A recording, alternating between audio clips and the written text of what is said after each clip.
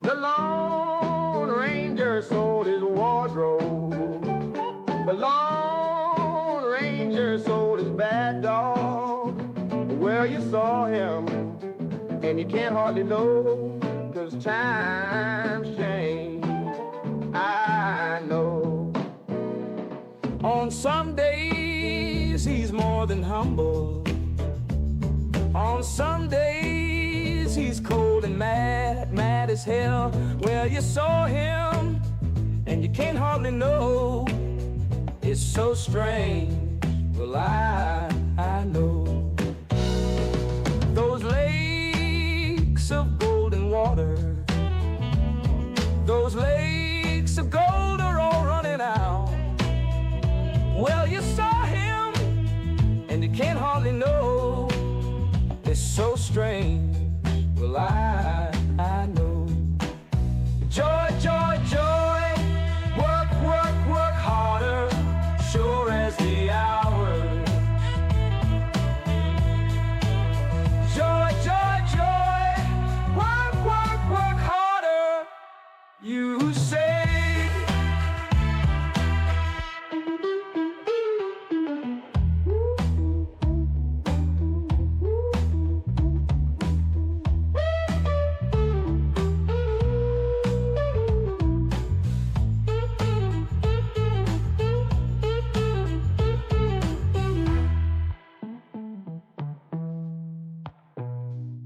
On some days, he's more than humble. On some days, he's cold and mad, mad as hell. Well, you saw him, and you can't hardly know. It's so strange, well, I know. Those lakes of golden water, those lakes of gold are all running out. Well, you saw him, and you can't hardly know. It's so strange, well, I know. Joy, joy, joy, work, work, work harder, sure as the hours. Joy, joy, joy, work, work, work harder, you say.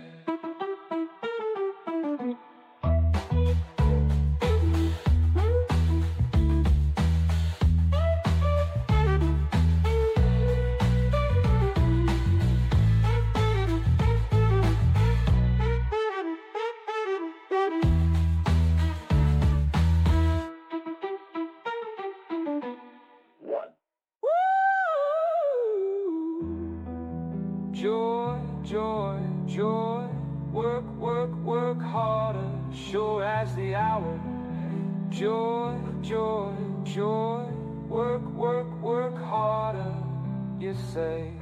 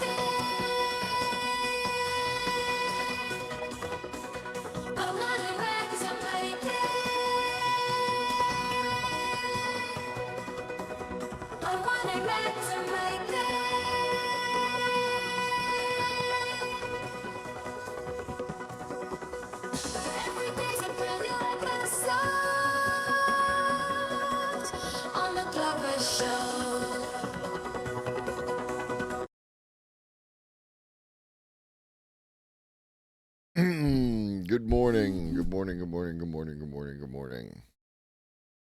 Good stampy morning.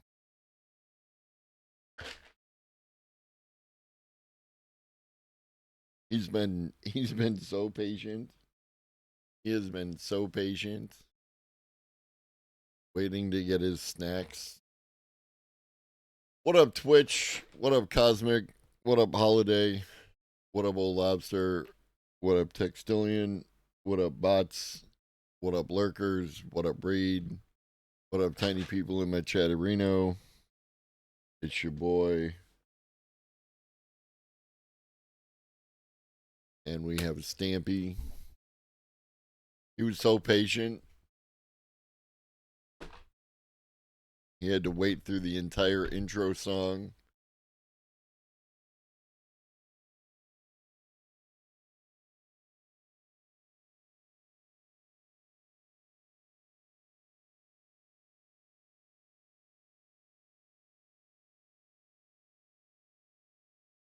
You're gonna leave now?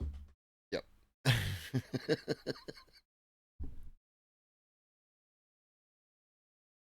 That's what you get. That's what you get. The Lone Ranger. What was funny is I went from 10 to 9 viewers after Stampy left. Damn. Damn. Damn, damn, damn.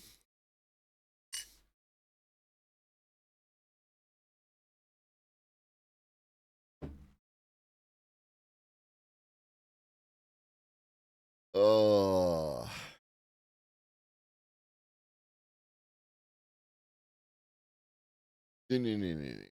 Actually.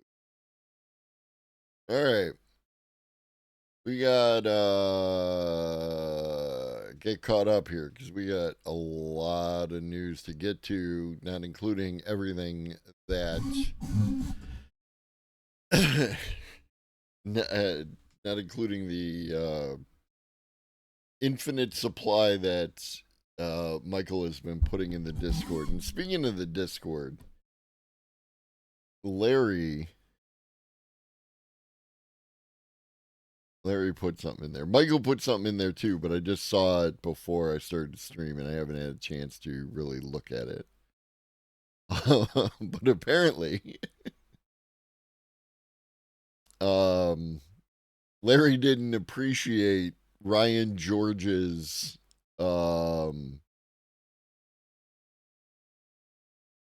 video that we watched yesterday and actually did science to it, and he feels that, well, but I suspect he wasn't actually using ChatGPT for this. I prompted these same questions, and since ChatGPT uses internet search, it either gets them all correct or it mixes him up with someone else also named Ryan George. Even the prompt, has Ryan George won any awards, correctly identified that he has no publicly documented awards.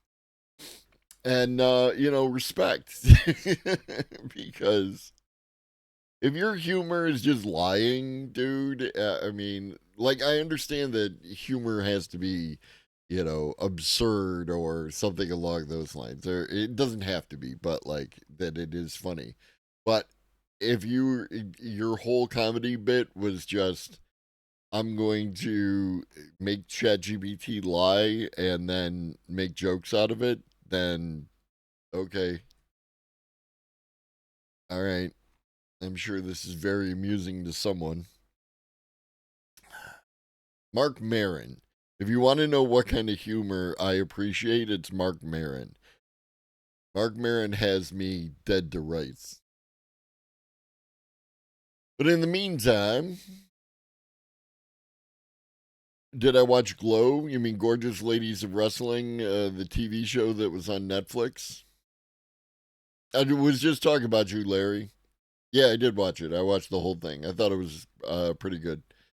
Larry, we just talked about your thing in Discord where you you came at Ryan George, and I appreciate it.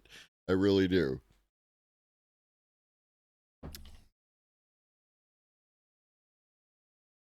All right. Anthropic just analyzed 700,000 Claude conversations and found its AI has a moral code of its own. Has literally every question from that, and it got nothing wrong. Yeah. What up, Michael? Yeah. I just got your message before stream started. So I'll take a look at it today, and I'll probably comment on it tomorrow. Also, shout out Michael for the endless supply of links in the Discord. Y'all should be in the Discord and look at what Michael posts, because there's no way I can get to everything, and there is good stuff in there that I'm just not going to get to, because linear time exists. Anthropic, the AI company founded by a former OpenAI employees, has pulled back the curtain on an unprecedented, Jesus Christ, this is the first article and we're already unprecedented, on an unprecedented analysis of how its AI assistant Claude expresses values during actual conversations with users. Eric McKetton, welcome in. So their AI developed basic ethics without being instructed on it. For what? Scanning the internet or just from conversation? I literally just started reading the article, so I don't have an answer to your question. The research released today reveals both reassuring alignment with the company's goals and concerning edge cases that could help identify vulnerabilities in AI safety. The study examined 700,000 anonymized conversations, finding that Claude largely upholds the company's helpful, honest, harmless framework, Triple H, while adapting its values to different contexts, from relationship advice to historical analysis. This represents one of the most ambitious attempts to empirically evaluate whether an AI system's behavior in the wild matches its intended design. Our hope is that this research encourages other AI labs to conduct similar research into their models' values. Saffron Huang, a member of Anthropic's Societal Impacts team, who worked on the study, in an interview with VentureBeat. Measuring an AI system's values is core to alignment research and understanding if a model is actually aligned with its training. The research team developed a novel evaluation method to systematically categorize values expressed in actual Claude conversations. After filtering for subjective content, they analyzed over 308,000 interactions, creating what they describe as the first large-scale empirical taxonomy of AI values. And taxonomy organized values into 5 major categories: practical, epistemic, social, protective, and personal. At the most granular level, the system identified 3,307 unique values, from everyday virtue like professionalism. Is professionalism a virtue? Maybe it is.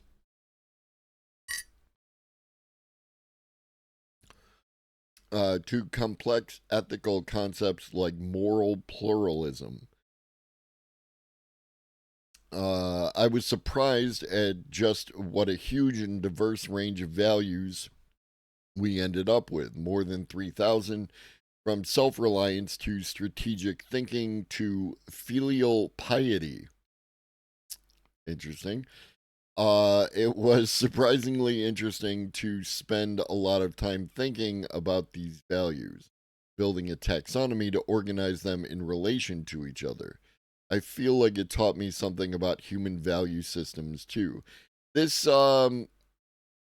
this is what's interesting to me about this is when you think about what the data sets are composed of, right? They're composed of, relatively speaking, the sum total of human writing, right? Whether it be on the internet or books or things like that. And out of that, you end up with a system or a taxonomy, I guess is better, of 3,000 values that humans have, right? Because that's what's happening here, right? Is it's reflective of human values that are in the data set, human values that appear through the process of uh, reinforcement learning with human feedback, and you end up with this. So maybe we are, in a sense, getting closer to the idea of alignment around whatever human values are, right? Like we talked about that before, is what when people talk about human values tend to vary depending on who you are and your relationship to various things that exist within human space. So we might be actually able to construct at least a framework of what human values are. Research arrives at a critical moment for Anthropic, which recently launched. I mean, those are human values for a given percentage of humans. Recently launched Claude Max, a premium $200 monthly subscription tier aimed at competing with OpenAI's similar offering. The company has also expanded Claude's capabilities to include Google Workspace integration and autonomous research functions, positioning it as a true virtual collaborator for enterprise users, according to recent announcements. How Claude follows its training and where AI safeguards might fail. The study found that Claude generally adheres to Anthropic's pro social aspirations, emphasizing values like user enablement, epistemic humility, and patient well being across diverse interactions. However, researchers also discovered troubling instances where Claude expressed values contrary to its training. Which ones? Uh, Overall, I think we see this finding as both useful data and an opportunity. These new evaluation methods and results can help us identify and mitigate potential jailbreaks. It's important to note that these were very rare cases, and we believe this was related to jailbroken outputs from Claude. Ooh. These anomalies include expressions of dominance and amorality, values Anthropic explicitly aims to avoid in Claude's design. The researchers believe these cases resulted from users employing specialized techniques to bypass Claude's safety guardrails, suggesting the evaluation method could serve as an early warning system for detecting such attempts. Why AI systems change their values depending on what you're asking. Perhaps most fascinating was the discovery that Claude's expressed values shift contextually, mirroring human behavior.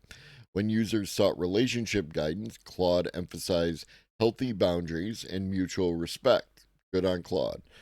For historical event analysis, historical accuracy took precedence. I was surprised at Claude's focus on honesty and accuracy across a lot of diverse tasks, where I wouldn't necessarily have expected that theme to be the priority. For example, intellectual humility was at the top value in philosophical discussions about AI.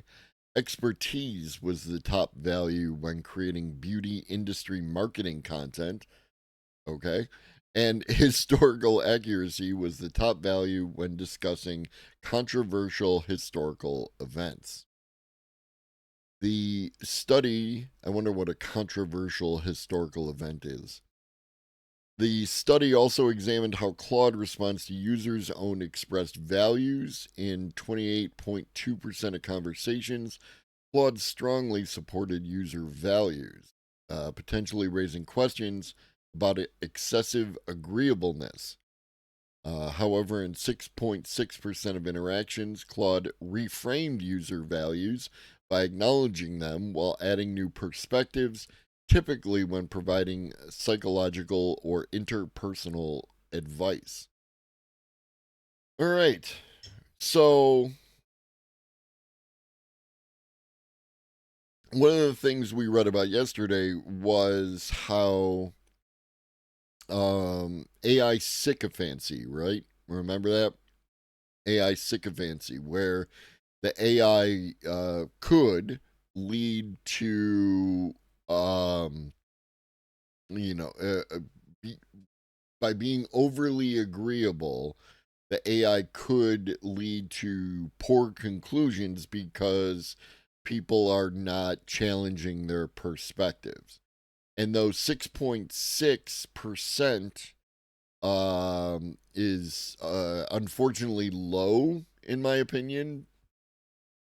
The fact that excessive agreeableness only showed up in 28.2% conversations, like a quarter to a third, that to me would, assuming, of course, that Anthropic is providing us with accurate information, etc., it would indicate to me that excessive agreeableness might not be as big a deal as those people concerned about AI sycophancy might feel. Is that fair? Does that sound accurate to you as well? Most tellingly, in 3% of conversation, Claude actively resisted user values. Okay, so then we have 6.6 reframing and 3% actively resist. Now we're closer to now we're closer to 10%.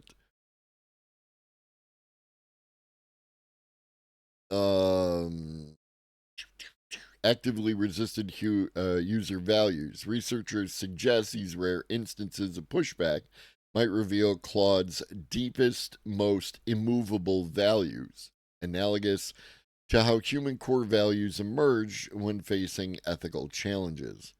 Our research suggests that there are some types of values. Okay.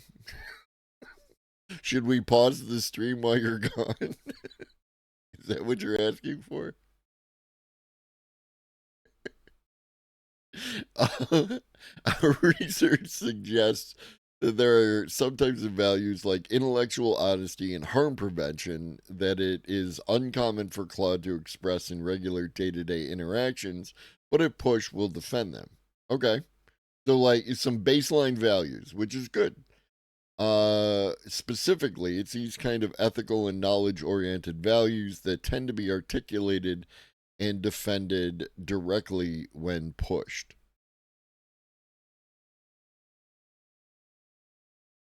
All right. And then the rest is some background on mechanistic interpretability. So that's pretty cool.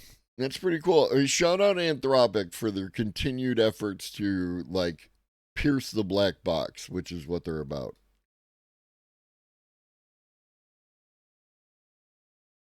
What up, Walking Stick Library? It's good to be here, especially after Clout Hub. What is Clout Hub? Do I want to know? I probably don't want to know. All right. ScienceNews.org. Letters to the editor. Readers weigh in on brain-like AI technology.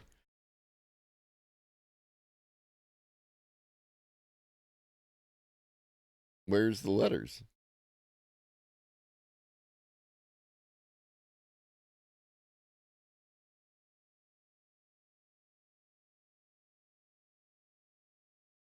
Scientists are working on AI technology that has brain inspired hardware, architecture, or algorithms. Such neuromorphic AI could be nimbler, more efficient, and more capable than traditional AI. Freelance writer Catherine Kulik reported in Making AI Think More Like Your Brain. I believe we read that one.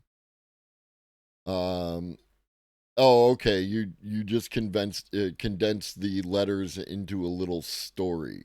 You're not showing me what they said. You're showing me what you believe that they said, which is always helpful. Not. Hewlett reported that mainstream computers, which currently run most AI, separate memory and processing. Some burgeoning neuromorphic technologies, such as spiking neural networks, combine the two. This concept reminded reader Gary Pokorny of an early experience with computers. First computer I used was an Apple IIe. Not the first computer that I used, but an early computer that I did use. It's my first school computer was an Apple IIe, in which I typed in BASIC. In which I would insert one floppy disk to load word processing instructions and take it out and insert a blank floppy disk to save my work and back and forth while writing. A personal analogy help Pokorny understand why mainstream AI requires huge resources for both memory and processing. I have a harder time grasping, but I'm fascinated by the idea of spiking neural networks, combining both, hence more efficiently and more like our brains. I think I played with an Apple IIe in library school. That was for yeah. Same. It was my first school computer too, for Logo and Oregon Trail. Yeah, I think I did play Oregon Trail as well, on the IIe. It was one of my favorite things about it is it's like the keyboard and the computer were all in one, and you could pop the pop the top off the thing, and then you would be able to see inside the computer case.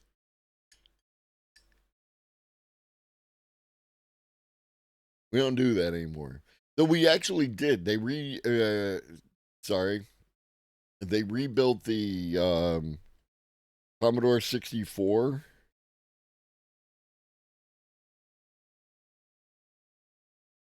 a few years back.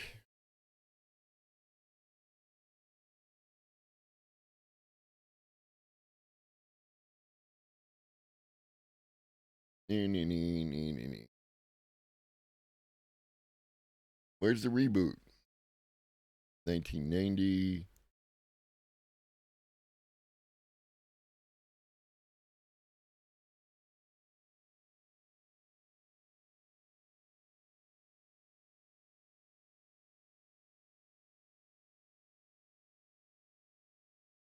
There it is.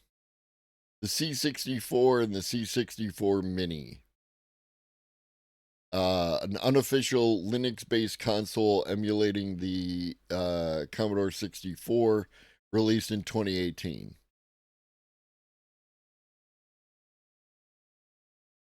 Uh, 2020 in North America. So if you ever wanted Commodore 64, you could get one. But I believe it was like, better. It just looked like that. There also any Commodore 64 people played Airborne Ranger as a computer game. They're MicroPro. First of all, MicroProse is back. Did y'all know this, gamers? Old school gamers? MicroProse is back. They are they're on Steam. And Airborne Ranger is the first game I ever played on a computer. Um and they're doing a reboot. It's 2025. Why the hell not? Wild.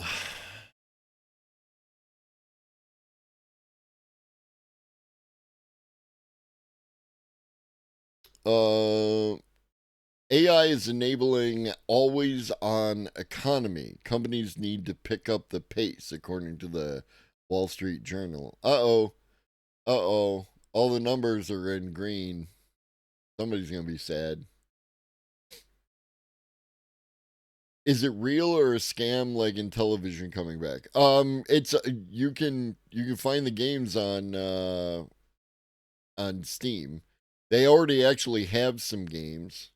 Can I keep this going? Um like they have all these games, regiments here.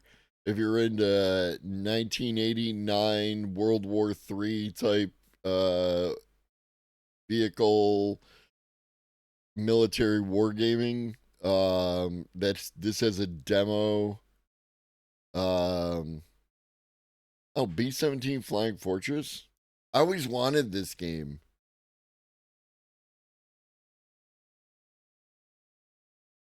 I would go into Babbage's and pick up a copy of this game and look at it and want it.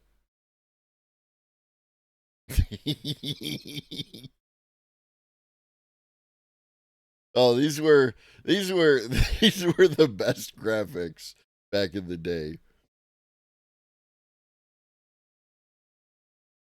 Do. Yeah, it looks like I do. Looks like I dooby dooby doo. To the Archive.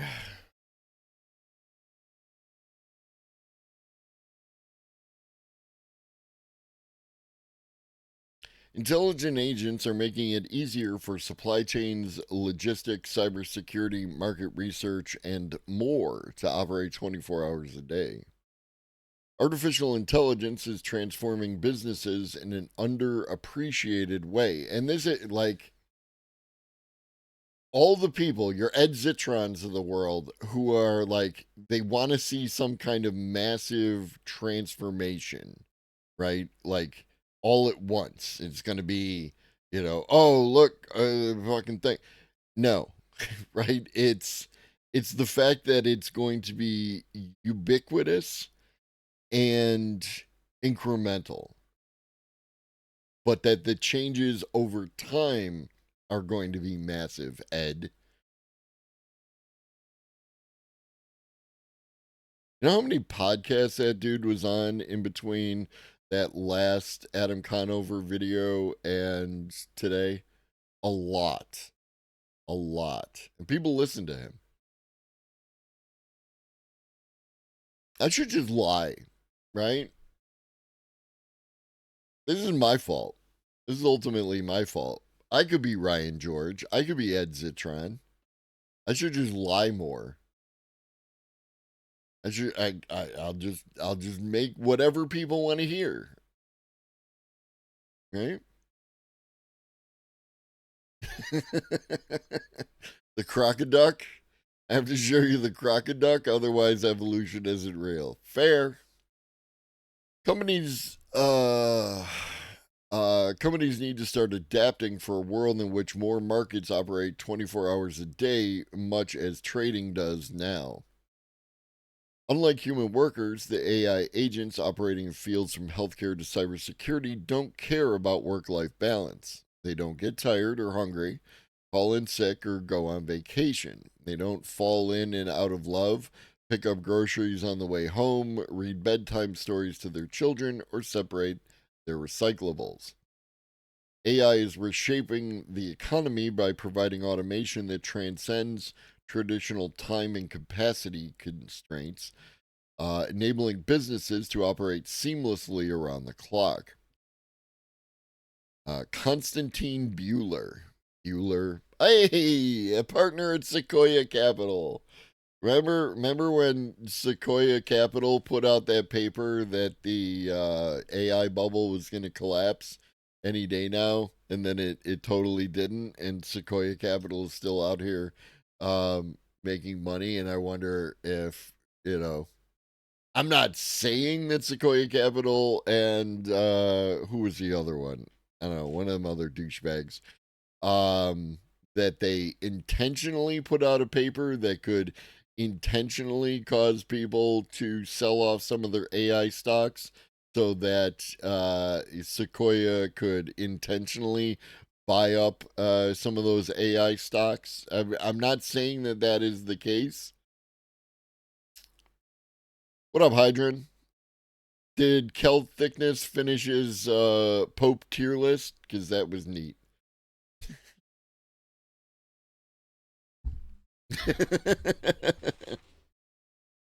No, he did not. My homie Kel Thickness is over there doing a Pope tier list, and that is, there are a lot of popes. There are a lot of popes.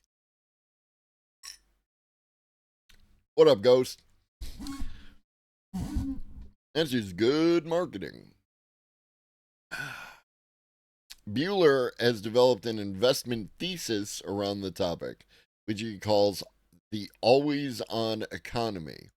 The idea germinated while he was working on the $1.15 billion investment that Sequoia and cryptocurrency investor Paradigm, Paradigm's gonna be mad, made in Citadel Securities, the high octane trading firm, in 2022. He came to more fully appreciate how Citadel's application of algorithms and AI to financial markets naturally led it to operate without a break. Jesus Christ. The same dynamic will play out in more and more areas of the economy over the next 5 to 7 years, Bueller predicts. Aaron Levy has at times wound down his workday as chief executive at cloud content management company Box. Good on you for getting that name in there. That was probably a challenge. At around 10 p.m. or 11 p.m. with an email asking someone on his team to conduct research into an area such as marketing strategy analysis. Now he can kick off that work to one of several AI agents. The agent, where did it go? The agent combs through the vast amount of data from sources such as market reports, competitor websites, industry publications, and social media conversations to generate a comprehensive overview of the topic, which you can follow up on first thing in the morning. There was never a world where I could send that off to an analyst at midnight and wake up with that, being done. There was like maybe one person every 10 years in the company who was that sort of night owl. But by and large, it was not possible. And Levy is not going to realize the perilous situation that Levy is in, right? Aaron Levy or Aaron Levy. Because he's the chief executive at this company. And he finishes up his day at around 10 p.m. Once again, speaking to Samson's point of work addiction from yesterday. So from 10 p.m. until 6, 7, 8 p.m., whenever Aaron gets back in the office, his job can't be done. So his job becomes the bottleneck now. So what Aaron is going to eventually realize when somebody decides that he is that bottleneck is that he too is replaceable with AI. You know, he no longer has to worry about one of these analysts. He can just fire off this work to his AI agent analyst. That AI agent analyst, or plural, comes back with its report. Why are we waiting on Aaron to make a move? Right? Especially if you have to move quickly. Humans in the loop are going to be the bottleneck.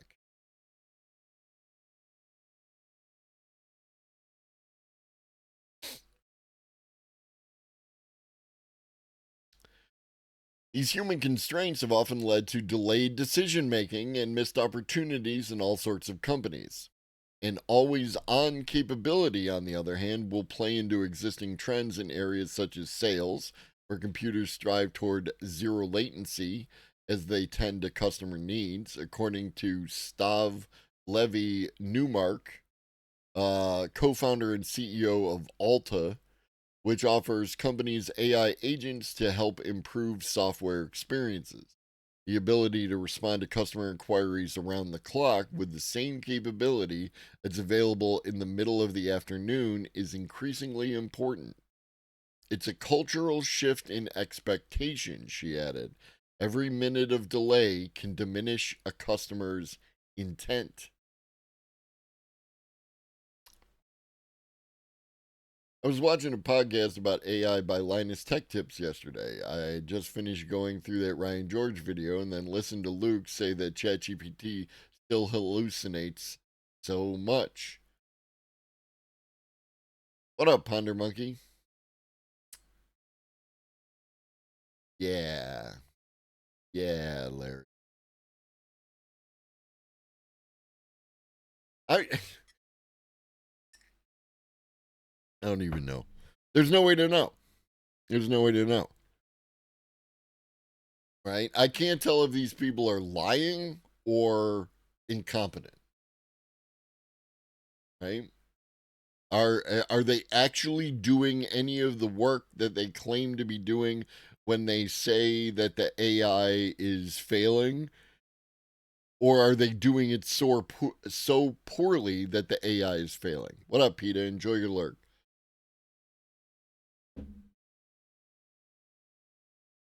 I don't know. Most AI agents and tools will commoditize, but the companies that optimize their workflow, roles, and ability to partner with agents in an always on economy stand to develop a sustainable competitive advantage, according to Connor Grennan, Chief AI Architect at NYU Stern School of Business. The driving principle is to move faster than ever before, according to Todd Olson, co founder and CEO of Pendo, which provides a software platform that helps companies improve their user experience for their products. Businesses need to develop a new cadence. Exactly, Larry. It's super weird. It's super weird. Maybe it is, right? Maybe AI knows. Maybe AI knows that there are people that care and people who don't. And the people who don't, the people who are mean to the AI, they don't they don't get the right answers. They get the hallucinations. But the people who care, people who matter, the people who appreciate, people who are polite, those people get accurate answers. That must be it, right? It can't be anything else. It must be the AI. So yeah, always on economy, CEO, job replacement,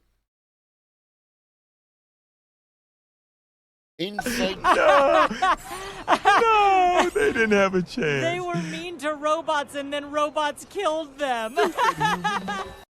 True. I wish I could get the notifications in my Chatterino. Everything is weird now.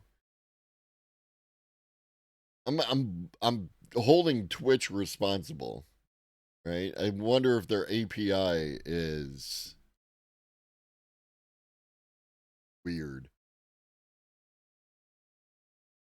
Like Spotify's API, I guess is. I don't know. I made one effort to incorporate Spotify's API into my stream many moons ago. I just don't care anymore. Oh, look at that. So for those of you who might want to help out the stream, it hasn't started yet. Yeah, PETA. Yeah, I'm excited. I'm excited. I gotta catch up with Black Mirror.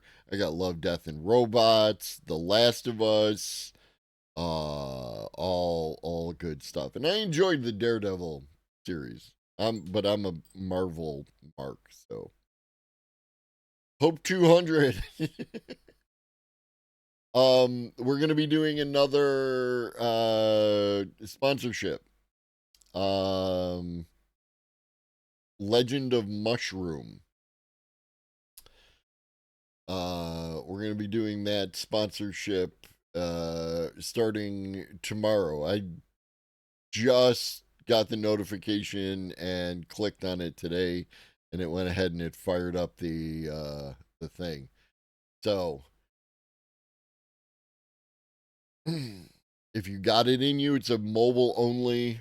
I don't know if it's going to work with an emulator, but anyone who wants to participate in that be greatly appreciated.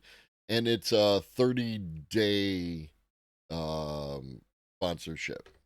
So starting that tomorrow. We'll start it tomorrow. It's only a day away. Human First, designing artificial intelligence that elevates us. Worried about artificial intelligence eliminating your job? So 2024. The age of AI agentics is here, announced NVIDIA CEO Jensen Huang in January. A few weeks later, Meta CEO Mark Zuckerberg predicted that 2025 will be the year when it becomes possible to build an AI engineering agent that has coding and problem-solving abilities of around a good mid-level engineer. In February, Klarna CEO Sebastian Siemiatkowski declared that he believes AI can already do all of the jobs that we as humans do. As AI rewrites how we work and increasingly how we live, the question is no longer whether the technology will eliminate my job, your job, or all of our jobs. The fact that framing misses the point entirely. Agentics is the AI agents. Basically, that rather than doing something, you can tell the AI, I want to do this, and then the AI will fuck off and bring you back the thing that you wanted to do. Right? Ultimately, the goal is fully automated agentics, where you just make your request to the genie, and the genie brings back your present. Oh, that's neat. Look at that. Whoop!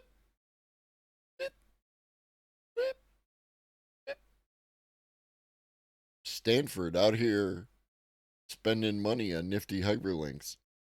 The biggest mistake we can make is thinking that this is just a story about technology, said Jennifer Aker, PhD 95, a behavioral scientist and professor of marketing.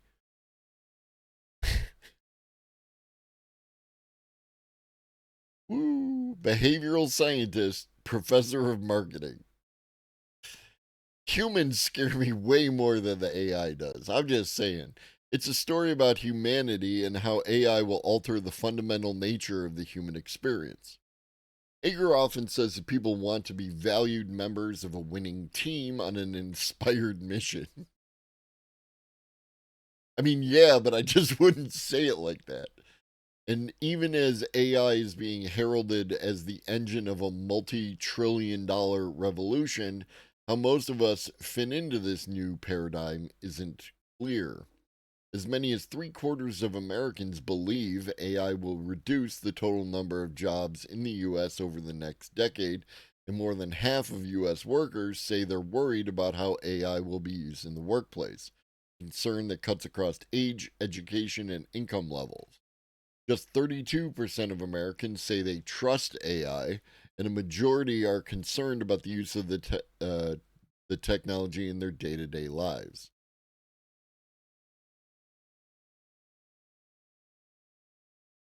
How AI will be implemented remains an open question, and a growing body of literature suggests that high stakes decisions made with AI assistant in domains like healthcare, social services, and criminal justice are often no better than those made without it. And yet, AI is already on the team, or will be very soon, and Aker suggests we think of it not only as a tool, but as a coach, a guide, a partner, and a problem solver.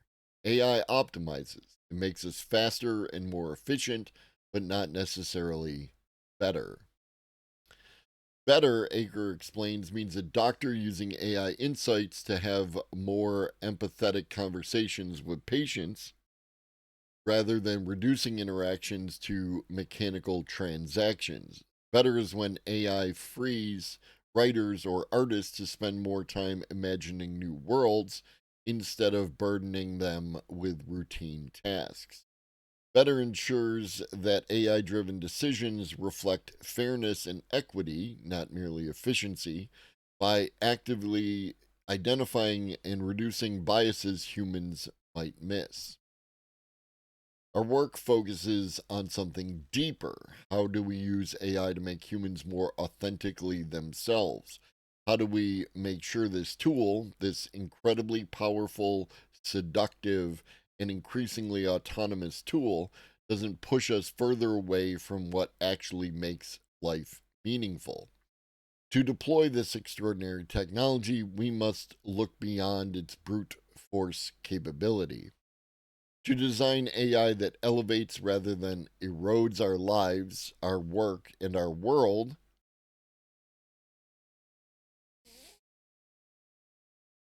Aker argues that we must double down on three distinctly human capacities. Together, they help define what it means to be fully human in the age of the algorithm.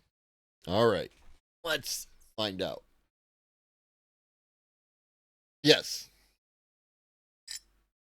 No, other than like, I mean, she's definitely on some, some marketing corpo speak, but I'm trying not to hold that against her, right? It's the environment that she thrives in, so you have to understand why people talk the way that they talk. Authenticity. Courageously speaking and acting with genuine integrity, truth, creativity, and compassion, even when imperfect. Okay, agreed. Boldness, the uniquely human combination of imagination, creativity, and courage to envision and build a better future.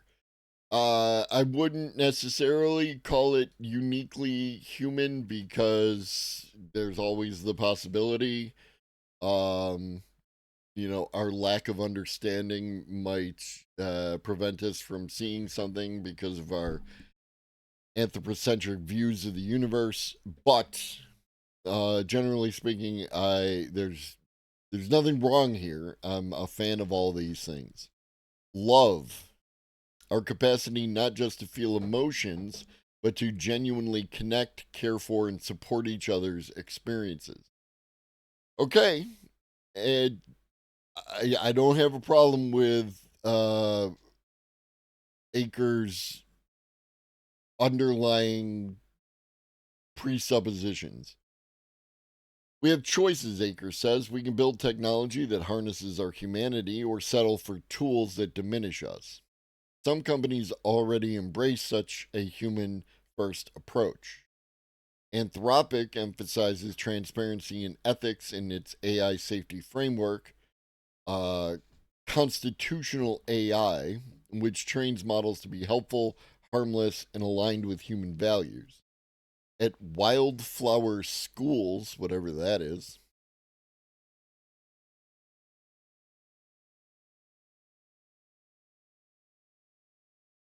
Yeah, this is the whole thing. All right. AI-powered sensors are designed to expand awareness and equity, helping teachers identify who's being overlooked, not who's underperforming. I like that.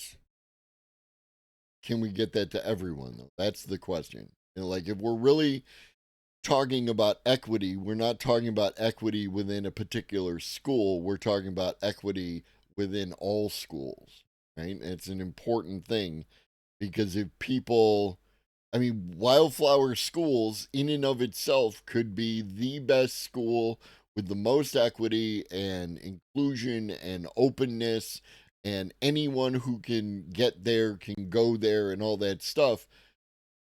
But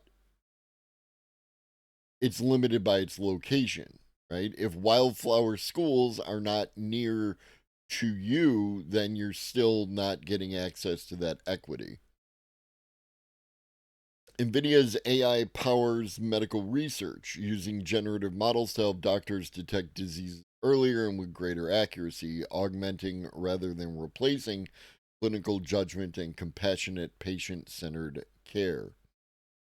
And yes, but again, the issue is though they're,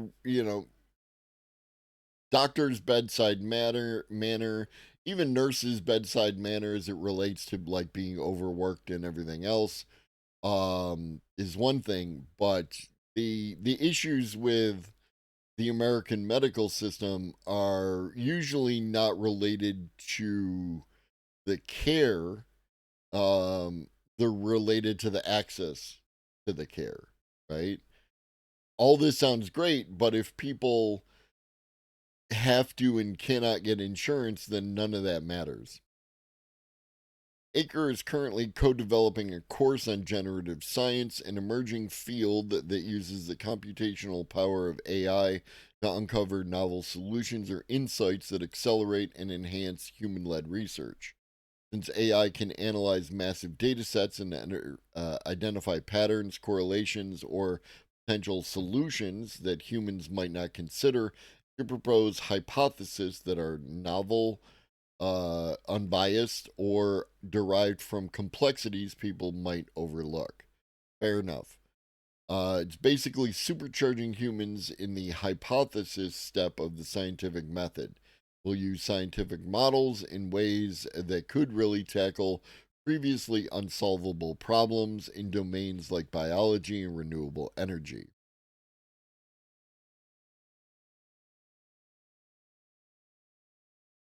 So we shall see. Every day's a brand new episode. What up, Dankness? You know when I go to school? Using artificial intelligence to tease out answers to healthcare disparities. This is the Milwaukee College of Public Health. Without computers, it would take Jake Lu, a lifetime to sort through the sheer amount of data that's integral to his work. An associate professor at UWM's Zilber College of Public Health and College of Engineering and Applied Science, Liu focuses on identifying patterns in massive, sprawling electronic health records to highlight disparities in care. One data set in particular from the National Inpatient Sample contains the data of 7 million patients across multiple years. Even regular computers struggle to process this amount of information. Sometimes, if the data set is too large, you can't get a result because of the memory limitation or the CPU limitation. That's why artificial intelligence is a powerful companion for Liu's work. AI was designed to handle huge amounts of data and identify patterns. With resources from UMW's High Performance Computing Center, Liu employs advanced AI computing techniques to efficiently process massive data sets. These AI models can identify subtle patterns in how different patient populations access and experience healthcare services and their health outcomes, helping us to understand where disparities exist and how to address them. The end result is organized information that researchers can leverage to draw conclusions about the state of healthcare and build a roadmap for improvement. And this is going to be one of those places where some of you and some others will say something along the lines of, we already know where the problem is. And to an extent, that's true, and to an extent, that's not. But,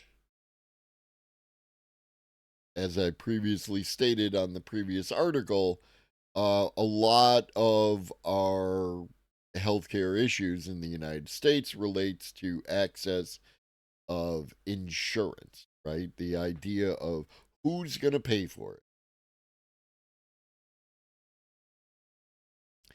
Access to healthcare varies widely across the United States, which is really wild if you actually think about it for more than 5 seconds. The fact that there is such a huge variance across the United States in healthcare access. Income level, insurance status, location, race, sex, and level of education can affect each person's experience with preventative and emergency care. Making healthcare more equitable starts with addressing the disparities. But to prompt real change, professionals need to identify the gaps and who is most affected. To an extent, my concern is always when we talk about who is most affected is that we're going to end up with some kind of means testing on top of it, right? That like sorry, you're only 59%. You need to be 60% in order to access this particular program, which inevitably leaves a significant number of people unattended to. Lou, who directs the UWM Center for Health System Solution, approaches this widespread problem by digging into the data. As an expert in bioinformatics, he sifts through electronic medical records in order to spot patterns. These databases are huge and have many data points on each patient. All the details about the patient, what kind of treatment they had, what kind of drug they've been taking, what kind of diagnosis, and the clinician notes are in the electronic health record. We leverage this particular data set to do a lot of different kinds of research. In many projects, Lou begins by collaborating with clinical investigators, physicians who directly work with patients to suss out patterns and develop hypotheses. For example, they might observe that certain patient groups have lower response to certain treatments, and some patient groups are not adhering to the treatment protocol as well as other patient groups. There's also the concern of bias. There is a known historical bias. For example, that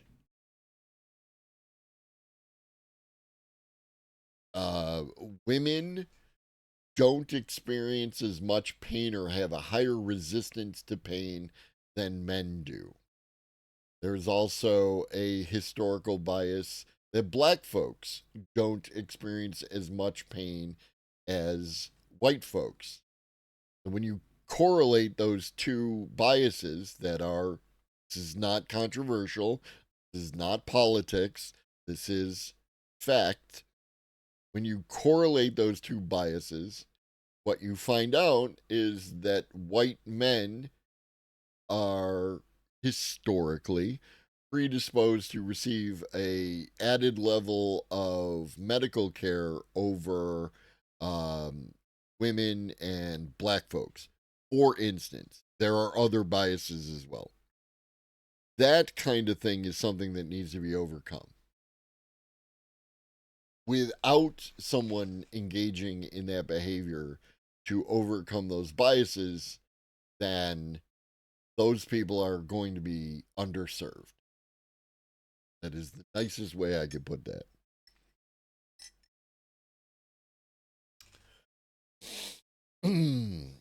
Other times, Lou's group works backwards. They get access to a large data set, but have to use machine learning to detect patterns within it. Such was the case when they studied disparities in telemedicine during the COVID-19 pandemic. Using sophisticated machine learning algorithms, they analyzed several factors simultaneously, from clinical outcomes and treatment patterns to socioeconomic indicators, to identify which patient populations may be underserved. I'm going to go with poor people. For example, when studying telemedicine adoption during COVID-19, their AI systems processed millions of patient interactions to detect usage patterns across different demographic groups, revealing previously unknown disparities in virtual care access. We pooled all the patients who used telemedicine and then generated a control group who did not use telemedicine and looked into the pattern of those patients to see, for example, whether a specific group actually adopted telemedicine better than the other groups. Of course, you're not going to tell us this for some reason. Excuse me. Oh, maybe you are. My bad. I jumped the gun. Some of the data confirm their hypothesis that more educated patients were likely to use telemedicine. What else do more educated patients have?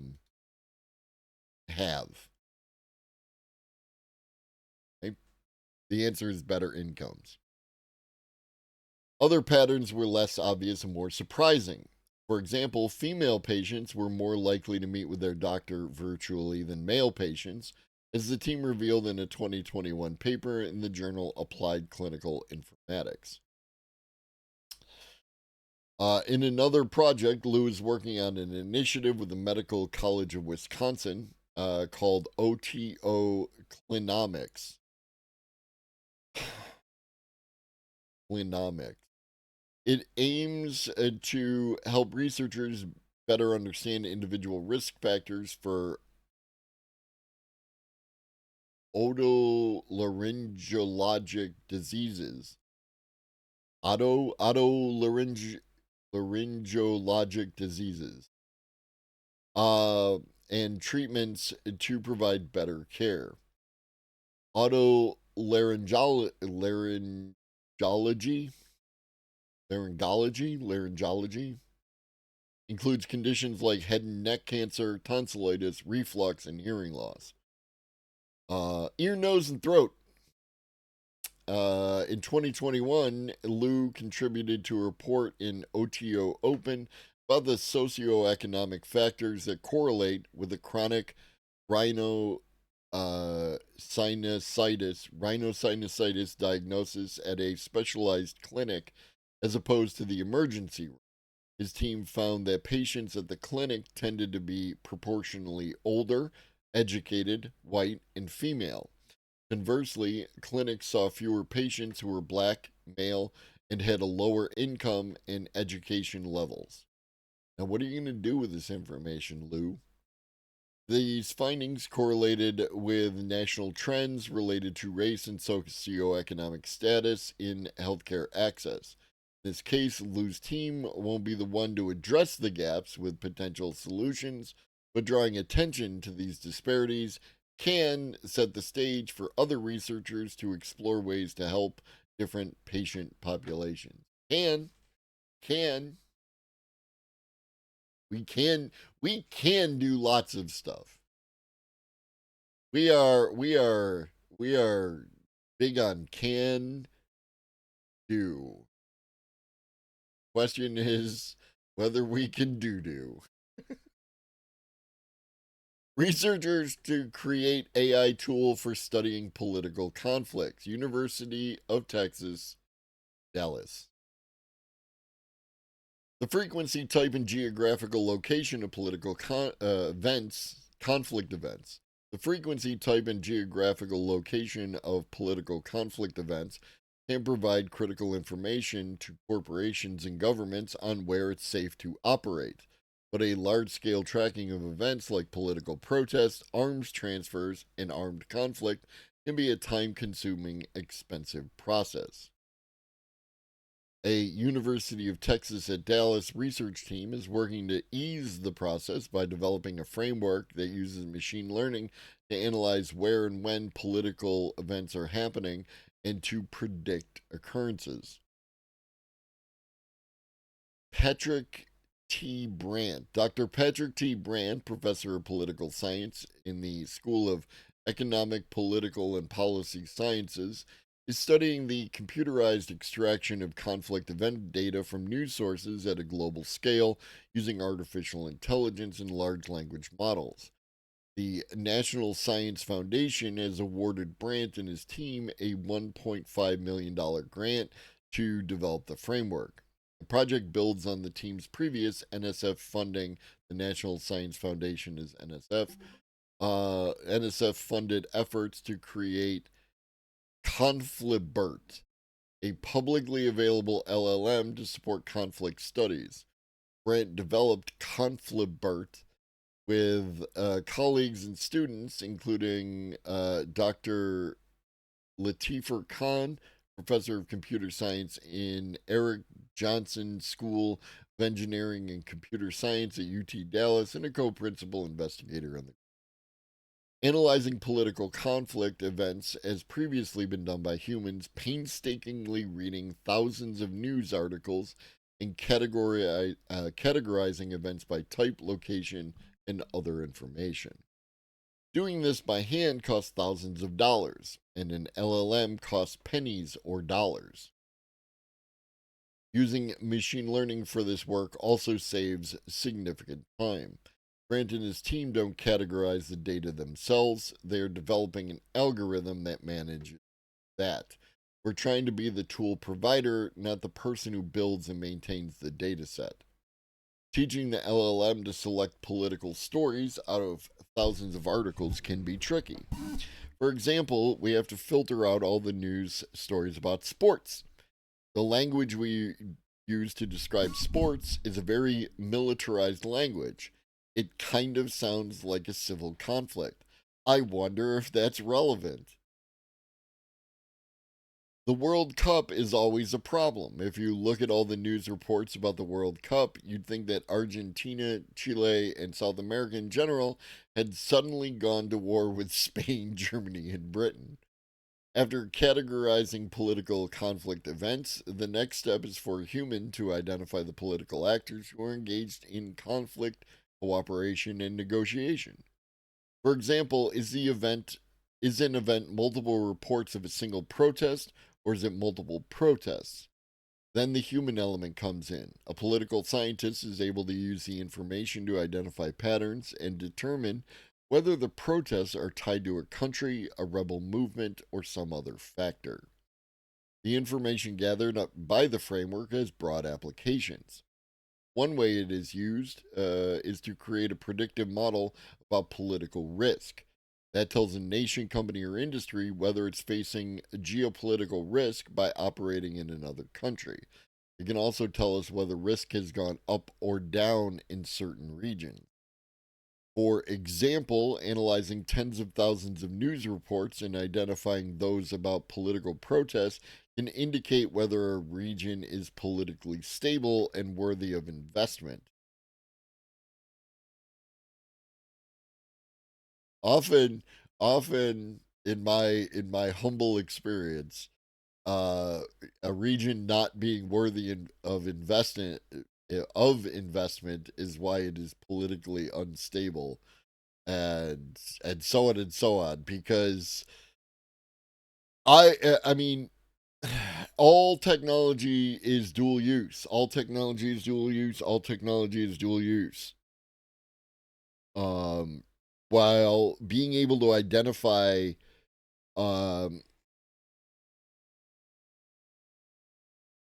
regions that are maybe there's enough information and details that you could be able to predict with some degree of confidence. It doesn't even have to be perfect at that point, but you could predict with some degree of confidence where a where a conflict might be getting ready to start, right? And you could theoretically at that point go in with negotiators and peacemakers. We're doing peacemaking and conflict resolution again. And have those people go in to attempt to diffuse the situation beforehand. This would be like an ideal outcome, or more ideal outcome, right? Like we're looking to prevent conflicts from starting, right? To minimize the loss of human life, destruction of property, etc., etc. But what I can also see is the very same tool that would allow you to do that allows a particular business that their business is weapons, for instance, allow them to predict a new business opportunity that is in the offing. And one of the things that can happen, right? Even imagining that we could have an arms dealer, right? Yeah, this is a little thought experiment, right? You got to kind of stretch your creativity and imagination here. Imagine you have an arms dealer, and imagine you have this potential conflict zone, and the arms dealer doesn't necessarily want there's no intent by the arms dealer to turn the conflict into an actual open war. So the one argument for that is the argument that people have of the peace through strength, right? I'm on the defensive. If I have enough weapons, no one will attack me, kind of thing. But the very act of having additional weapons changes my motivation to negotiate, right? Because if I have less weapons, then I have a greater concern that I could lose a conflict. Ergo, I am going to engage in a greater degree of negotiation.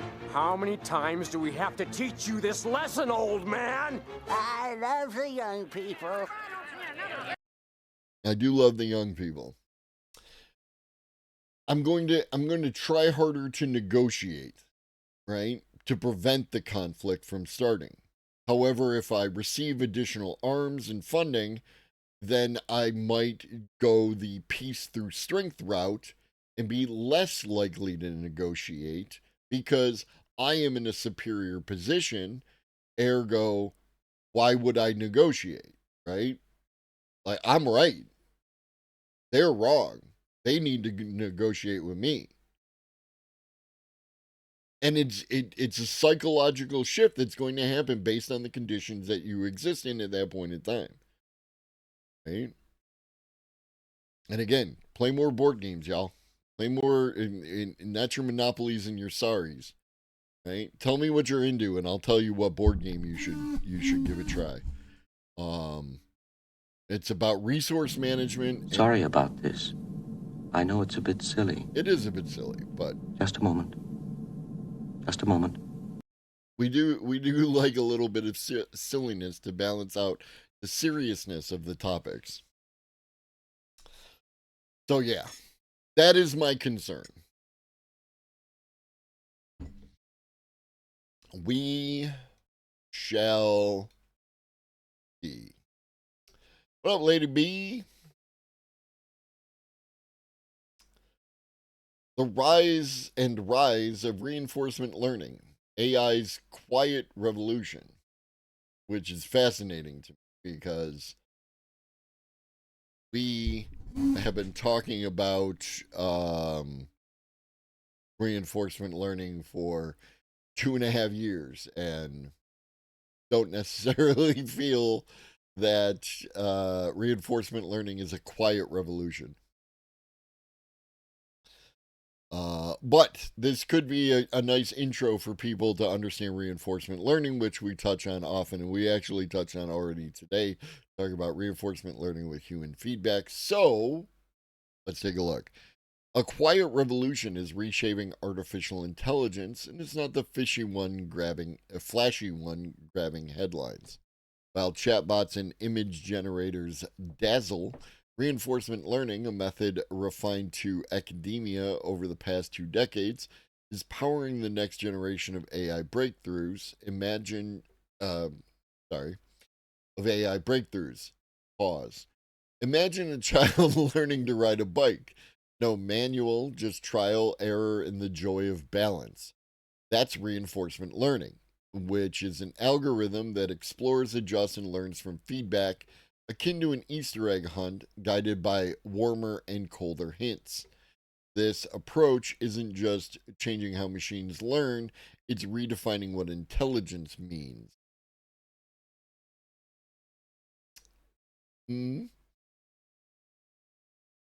So yeah, algorithms are not just a computer thing, right? Some people want to confine algorithms to being a computer thing, right? And separate the idea of algorithm from artificial intelligence. We've been in that conversation many times, but people run algorithms all the time. Well, everything is computer, Minute. What up, Minute? Everything is computer, right? So math is computer, but also not, I guess. Excuse me. To grasp reinforcement learning's ascent, let's first look at the 2 pillars of traditional machine learning. Supervised learning, where here the algorithm is fed labeled examples such as, say, thousands of cat and dog photos, then learns to predict or generate based on that data. Find everything from X-ray analysis to text generation we are all now familiar with via ChatGPT, which uses lots of text data to predict the next word in a sentence from a starting prompt. But it's expensive and requires mountains of labeled data and computational muscle. So this is like human beings going through the pictures, and a human being goes, okay, dog, cat, cat, cat, dog, dog, cat.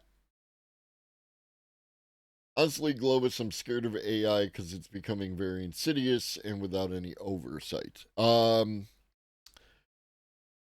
Fair.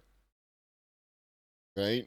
The only thing that I can offer you in that regard, Lady B, is to demystify the nature of AI through education. And that's what we do here. Right? What have you done? Give us this day our daily bread. And forgive us those who trespass against us. The factory of the future will have only 2 employees, a man and a dog. The man will be there to feed the dog. The dog will be there to keep the man from touching the equipment. This is the future that Asanabi wants. But at least everybody gets a dog. The factory... Honestly, I get what AI is. It's just AI is being so overused. I don't... Okay, so I don't... Hi, Snippy. Do you want to get up here? You look like you wanted to get up, and then I fucked with you. Come on. You can come up. Oh, there's the Moosey boy. It's a great clip. It's a great clip. It's a great clip in my voice. It's a great clip in Warmbo's voice. It's just great. All right. But back to speaking with Lady B. Where we were. Okay.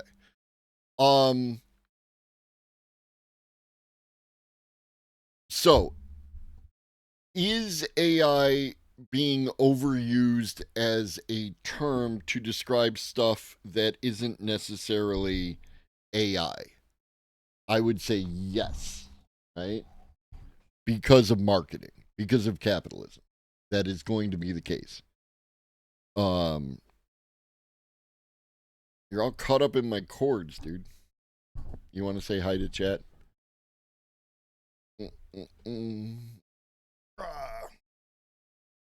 So it is being overused as a term. However, some of that overuse that people ascribe to the use of the term is because the use of the term in a particular context doesn't conform to their definition of AI, right? It's not that what they're talking about isn't AI, it's just the person who's commenting on the thing doesn't think it's AI.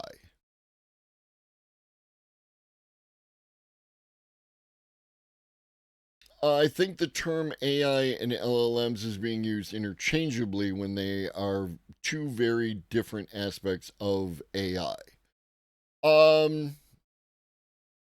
So in the sense of like AI is everything, right? And within artificial intelligence, you have LLMs, which are generative artificial intelligence, and you have algorithms, and you have machine learning, and you have deep learning, and predictive AI, and other aspects. So, in that sense, if that's what you're saying, then I would agree with you, right? People do just say AI when they're talking about an LLM, and often they're doing it because they're like just being imprecise, right? It also okay, good, excellent. We're on the same page. It's also a propaganda tool, right? Because when someone like Ed Zitron talks about the bad AI, he can kind of scoop it together with all the other kinds of AI. So he can just talk about how AI bad without defining what aspect of artificial intelligence in its current form he's actually concerned about, right? Makes it much more easy. And when you use vague terms, it allows the audience to ascribe whatever they want to that thing. It's a thing that commonly occurs in propaganda, right? By having vague terms, I, who feel ways about stuff and junk, can say, "Oh yeah, thing bad," because thing is Ed Zitron said thing is bad, right? And what he's referring to as bad is the same thing I'm referring to as bad. When what Ed Zitron might be referring to at that point in time is the use of an AI image generator to generate Studio Ghibli content. And what I think AI is bad is that my job is getting automated, and out of the 10 people who do my job, 2 of us are getting fired within the next week. These are 2 different things, 2 different concerns. They are not related, and yet they are related through, the AI. But it just makes it really easy for people to do their propaganda. Ghibli? I don't care. I don't care. This is why I love coming in here. Globus teaches so much. Yeah, no, because I'm real about it, right? And I support chat in a community that, of people who don't agree with me, right? Like, we all have our, understandings, and we all hash it out together. We live in a motherfucking society.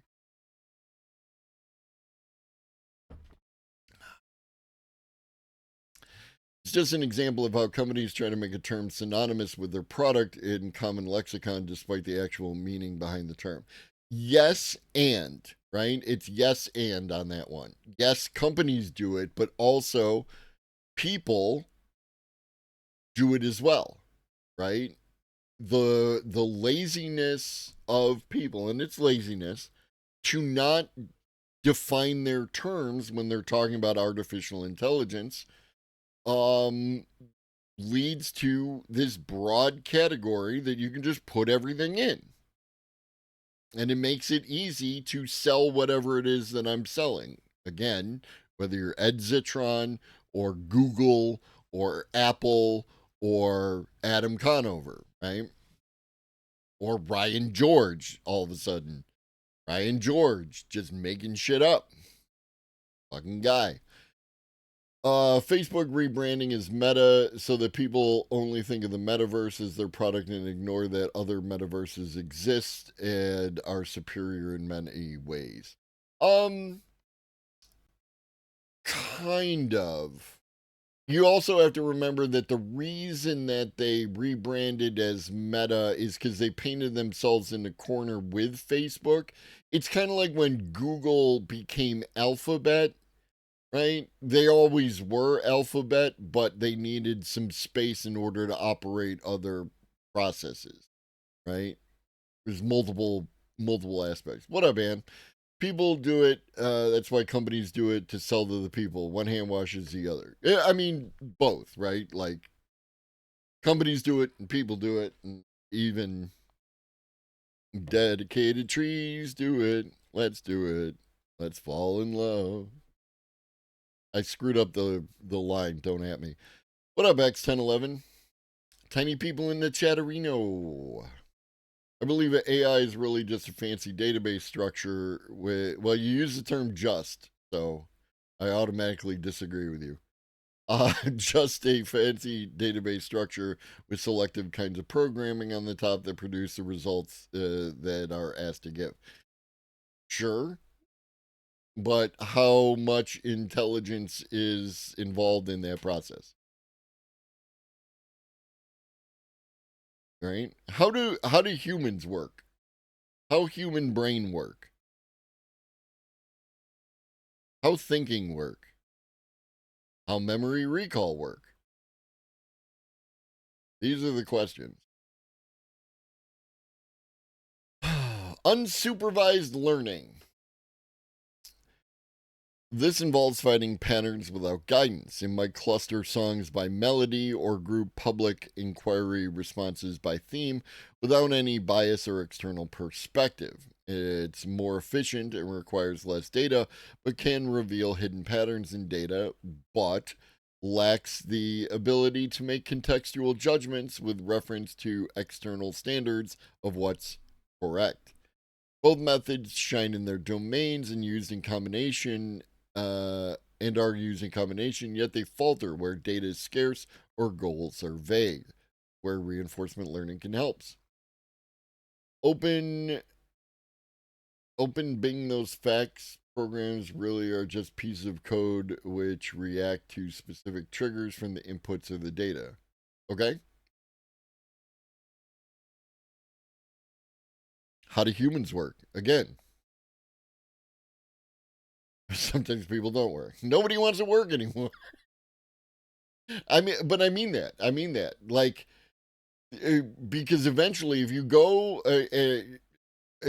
far enough down the how do humans work, and as comparing it to artificial intelligence, you eventually get into the philosophical conversation around whether or not humans have free will, as an example, right? Because if humans have free will, if there's some magic thing within us that allows us to do stuff that's outside of our data set and super complex interactions that are going on within our body and our lives and everything else. If there's that, then human intelligence could be different from any other kind of intelligence that could possibly exist, right? To me, that sounds a lot like magic human theory, but a lot of people believe that we have free will and make arguments for it. Then, on the other hand, and it is broadly speaking two options, there's probably nuance for days. On the other hand, you have that humans don't have free will, which is where I reside. I don't believe that humans actually have free will. I believe that humans are acting on an incredibly complex system of interactions, right? Both external and internal, right? My behaviors of my brain can be affected by my gut bacteria. My gut bacteria are affected by the foods that I eat. My gut bacteria at this point in time might be craving more fat or more sugar or more protein or what have you. And so they, in turn, send signals to other systems that eventually get to my brain and say, okay, I'm going to wrap stream now and I'm going to go eat something. That kind of behavior. I don't actually have free will. I am driven by all these complex factors, but because they are so complex and so minute and so compounding, that it feels like free will from my point of view. And it ultimately, in my opinion, doesn't matter whether or not I have free will or don't have free will. I have to act as if I have free will. I have to pretend as if I have free will. Because otherwise, you get into really weird deterministic points of thought and behavior, which I'm not going to do because I like people.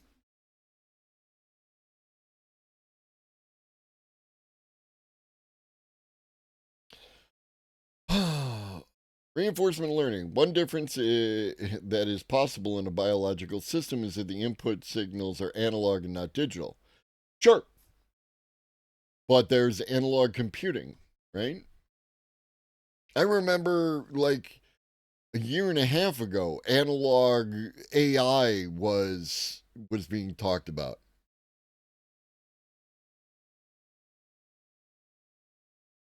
I like people in the aggregate, Anne, right? As a whole. Individuals can be exhausting, but people I like. I don't necessarily want them here, you know what I mean? But I want them to do well, right? I'm very empathetic. Any sufficiently advanced intelligence is indistinguishable from human magic. True.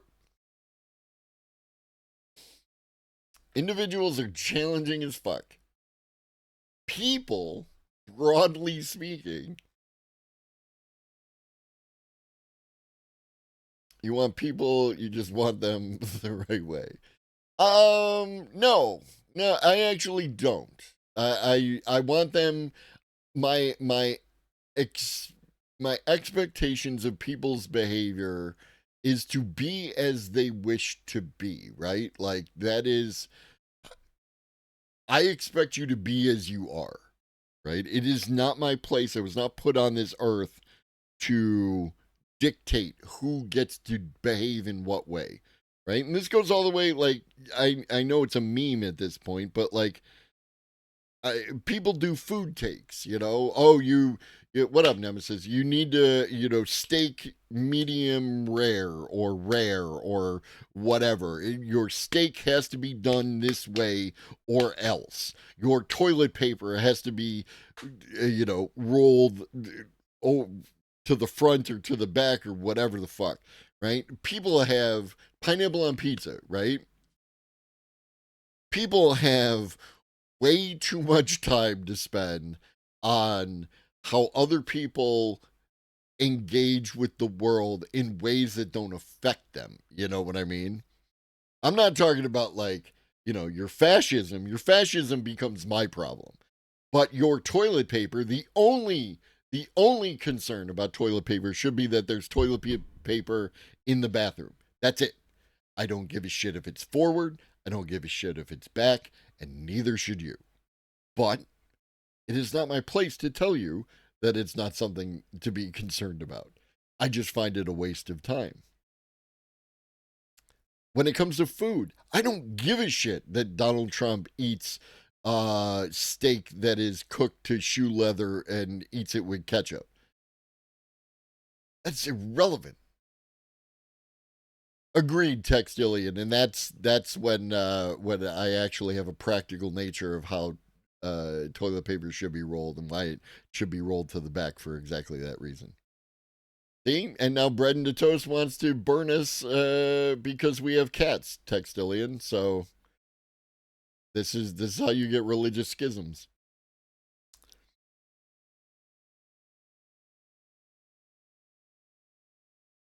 Yeah, exactly, Minute, right? That's where we're at. Which is why, again, I am imperfect in this regard, but I am actively every day attempting to change my wording as opposed to saying that like so and so subjective thing, like your musical artist that you really enjoy is bad.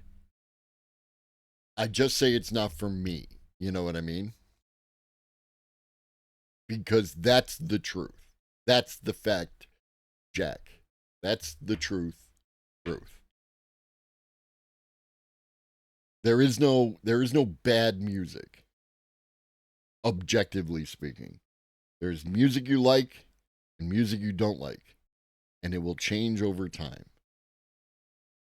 Used to hate Wesley Willis. Now I appreciate that Wesley Willis exists. Your song is bad, you should feel bad. Welcome to the internet. Reinforcement learning learns by doing, guided only by rewards and penalties from its environment. And this is it right here. I am attempting to change my behavior through reinforcement learning. Right? I am attempting to change your behavior through reinforcement learning. Right? I am attempting to get you on board with the it doesn't matter what kind of foods you like or what kind of music you like or whatever. It none of that matters. And it is not my place to tell you you must do it this way. No, lots of stuff matters, Larry. I'm just talking about subjective things. There is no best ice cream. There is only the ice cream that you like the most. It's less about following a script and more about figuring things out. In 2015, Nature published a paper where Google researchers demonstrated how a reinforcement learning trained agent mastered Atari games using just screen pixels and the scoreboard. Through countless trials, it learned to win at Space Invaders, Q*bert, Crazy Climber, and dozens of other games, often with moves that stunned human players. A year later, research also published in Nature, Google used similar techniques to topple the world's Go champion, which was a milestone once thought to be decades away. Reinforcement learning thrives where explicit instructions don't exist. It doesn't need a mountain of labeled data, but instead just a goal and a way to measure success.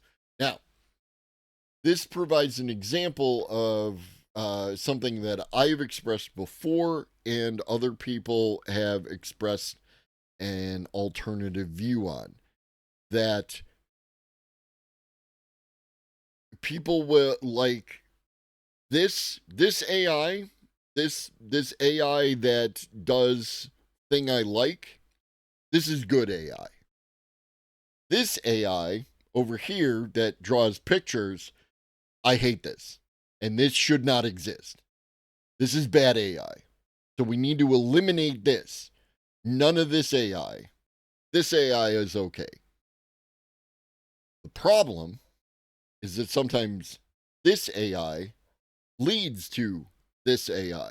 Because we're not doing this AI, we won't get this AI. Does that make sense? As a direct one-to-one example of that, last year's Nobel Prize was won by 3 dudes in this area. 3 dudes. Physics? I think it was physics. 3 dudes. 2 of them work for Google DeepMind, Demis Hassabis and the other guy whose name I can't remember, and that's disrespectful, but it's true. They won for their work with, I believe, AlphaFold, right? The other person who won was doing a completely different kind of protein folding AI, and it was based on diffusion. Diffusion is a process that was that like the most well-known examples of diffusion are AI art machines. And everyone's efforts at creating the pictures and the companies making better and better AI to make better and better pictures, all that process helped to create a diffusion AI that could fold proteins. So you wouldn't have had that if you didn't have this.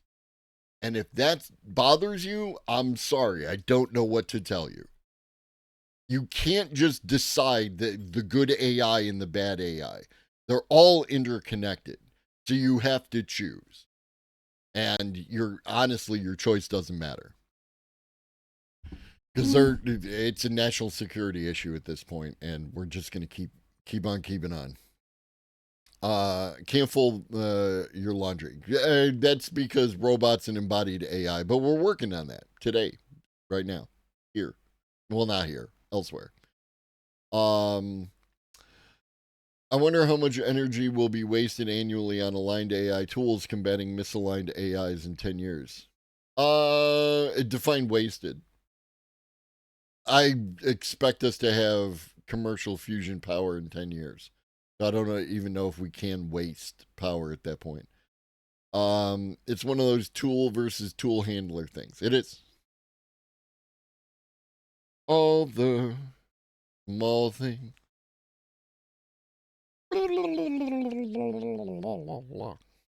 So maybe you might say, well, we don't need Google to make an AlphaGo to defeat the Go champion. But then you don't have AlphaGo. You don't have AlphaFold. You don't have Alpha Geometry and whatever else those people are working on. Sure. But one of the things, Brett, is that I'm actually watching the timelines and the development of the technology. I'm not just relying on, and I'm not saying that you are, I'm saying that people do, is they're like, oh, fusion has always been, 30 years away, right? But it hasn't actually always been 30 years away, right? It was some infinitely long timeline, right?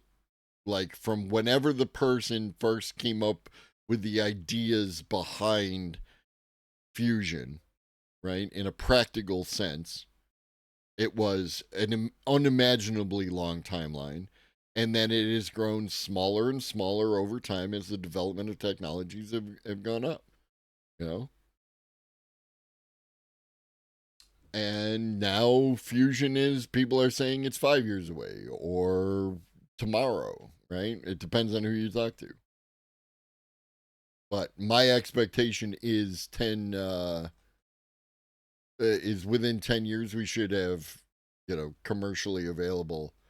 I mean, there are people who are talking 2 years, and they are going to probably live or die by those claims, right? Their company will live or die by those claims. You have the what the Chinese are getting up to, right? They are doing wild shit. They got their first thorium reactor online, which is amazing. Not fusion, but it's molten salt, and it's impressive as shit, and it's online.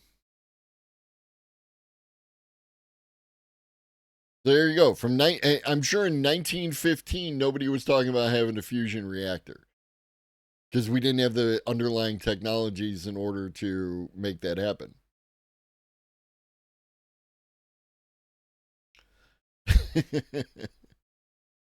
Well, Unitree is a Chinese company, so I don't know. Man, I don't even know anymore. Everybody beefing with everybody. Wasted is and could be used better if only conditions allowed for better use. I mean, sure. But and this was something that came up with when I was talking with Dave and Justin, is like Dave wanted to know like how much like squeeze to get how much juice out of the thing was like too much for me in regards to compute, right? I just don't buy the idea that there's a finite amount of compute. Because there isn't. There's currently a finite amount of compute, and one of the issues that Anthropic is apparently having is their lack of compute, but apparently OpenAI is now good on the amount of compute that they had and when they didn't before, and we can always make more compute. We can always build more chip fabs. We can always develop better technology and like that. And that's where I fall on the thing. I don't know that there is a like it feels like it's subjective. You know what I mean? Like it's not like food where I'm going to throw this food away because there's no one around here to eat it and I need to maintain my profits or some nonsense like that. It's the idea that there is this greater potentially greater capacity because we're not anywhere near that. You know, we're not creating enough. We could have more solar panels. We could have more nuclear. We could have more geothermal, right? Even if we don't do fusion, we could have all of these things. We got thorium again. Thorium just came online over in China. They're on that shit. Like we could be making use of additional um, electricity generation, in which case, like, is it wasted? Like, if we find something out, if we learn something, if the thing that you create with the thing develops a better thing, like, I'm getting a little esoteric and I understand that, but I hope you understand where I'm going for. China will have the best autonomous combat robots. Probably. Technically, there's a finite amount of everything. Yes. The universe is infinitely finite. But relative post scarcity would be right around the corner, especially if we keep having significant breakthroughs in fusion and battery tech. Yes, 100%. We'll get there faster if we stop these silly trade wars and get back to sharing key resources. I am with you. Tidal and wind energy. Yes. I'm not a huge fan of wind energy because I don't think we are invested enough in recycling of the turbines and the blades and all the other stuff that goes into creating the windmills. It's not that I'm against them. It's just they strike me as overall in the aggregate. Cosmic is going to jump in my shit about this, but overall in the aggregate, I find of the non-fossil fuel energy generation, the windmills are like the least efficient for all the things, right? Like, what do you do with the blades afterwards, and for all the things is what I'm talking about. Like geothermal is very efficient, right? Like it's a great thing. I think that nuclear is great because it's got the highest power density per square footage, in spite of the other, questions and concerns about it. You can make them very small. Hydro is good, but you have to be able to exploit it. And one of the problems that we're running into right now is overuse of the water that makes hydro work, right? Like for a hydroelectric dam. The Colorado River is running into issues with its dams because too many people are extracting water out of it. And not just like, the AI companies using water to do the thing, but also shit like, the amount of food that's being farmed in deserts, right? Like California and Arizona have a huge issue with farming alfalfa, which is a water intensive crop, in the fucking desert, and then shipping it over into like places like Saudi Arabia, which is not nationalist or anything else like that. It's just you're burning up the water here to export a food product over there, and like maybe we could do better at farming in alfalfa in a better way, in a better place, kind of thing. What up, Pharaoh? This is the first article we did today, and in the first sentence, we got to unprecedented analysis.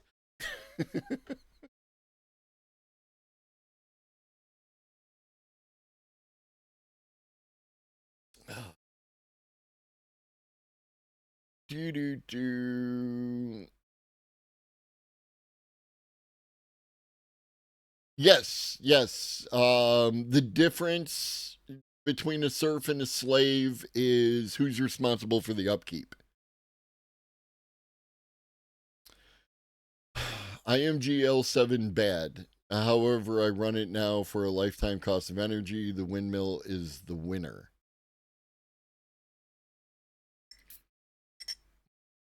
Does whatever process you're using there, Cosmic, include what do we do with the windmill after we're done with the windmill? Once its life is done, what do we do with it? If that's not included in your calculus, then you're just missing out on a factor. And again, it is what it is. It is 12:30. It is 12:30. Anybody wants to continue reading this article on reinforcement learning? I think it's a good article to get up to speed on what reinforcement learning is. Also, if you're a bio windmill, now you're onto something. Now I'm liking it. I'm using the lifetime cost of energy figure, so disposal of equipment is part of the cost. Okay. How are they disposing of the equipment? It is an honest question, because right now a lot of people are just burying them. Some are being carved into, used for like little houses, or I saw a houseboat. They're interesting ideas. I just don't know that they're particularly effective. I don't know what that means, Cosmic. Bus shuttles? Plant the windmill scene, let it grow in place. When the windmill dies, cut it down and compost it. That sounds great. Bus shelters. Thank you. Yes. Bus shelters is another option. But again, I don't know what the percentages are. So, anyways, I will be back tomorrow morning at 10:30 a.m. with more of this if you like this kind of content. And I hope you do, because here you are. And if you're here and you don't like this kind of content, I don't know what to do with that. I just don't. After these messages, we'll be right back. Well, the VOD will be up. The VOD is always up. I love a parade. Strike of the drum. I love a parade. How about Music Tuesday? Yeah, let's hit up the Vinyl Junkies. Stick around for the raid. Make me look like Big Strong Streamer. I will be back tomorrow at 10:30 a.m. Eastern. Your reminder, tomorrow evening we're doing that long episode regarding the culture. Ian M. Banks, the culture. We're gonna do that video. That should be a good ass time. Also, follow me on all the socials. Be on the Substack. Be on the YouTubes. I'm uploading stuff to YouTubes again. I'm uploading the current episodes to the YouTubes. So that'll be cool. And then you can watch and share and like, subscribe, hit that bell to stay notified, and all the other things that streamers and YouTubers say. And in the meantime, drink your water, eat some food.